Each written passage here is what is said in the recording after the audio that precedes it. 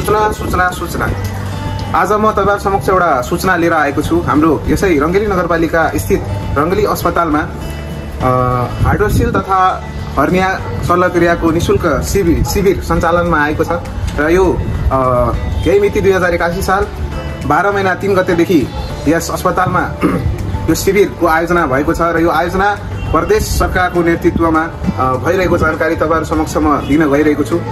नमस्कार, म अनिल कुमार देव, जनस्वास्थ्य अधिकृत स्वास्थ्य कार्यालय मोरङ। जुन रङ्गेलीमा निशुल्क हर्निया तथा शिविरको उपचार चल्दैछ, यो कहिलेसम्म रहिरहन्छ?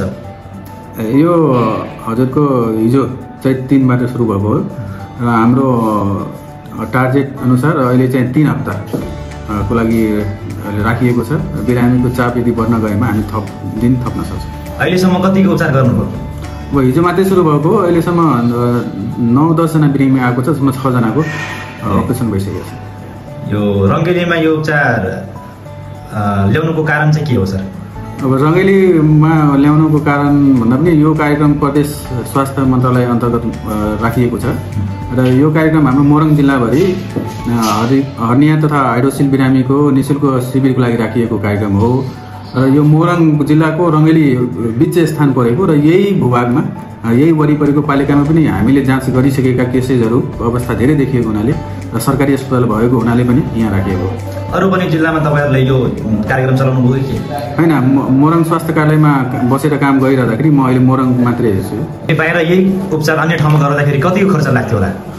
धन्यवाद सर, राम्रो क्वेसन हो। अब हाइड्रोसिलको बाहिर प्राइभेटमा गऱ्यो भने अझै पनि 15 देखि 20 हजार पर्न जान्छ, जुन कि हाम्रोमा पूर्ण रूपमा निशुल्क छ। त्यसरी हर्नियाको कुरा गर्नुहुन्छ भने हर्निया मेजर अपरेसन अन्तर्गत पर्छ र यो पनि यदि बाहिर प्राइभेटमा गऱ्यो भने 50,000 अथवा सोभन्दा बढी पनि पर्न सक्छ। त्यो पनि हाम्रो हर्नियामा पर्ने औषधिहरू महँगो पनि छ। जाली भन्छ त्यसकै एउटाको मात्रै 5,000 पनि पैसा पर्छ। त्यो लगायत हाम्रो सम्पूर्ण कुरा हर्निया हाइड्रोसिलमा पर्ने सम्पूर्ण कुरा निशुल्क छ।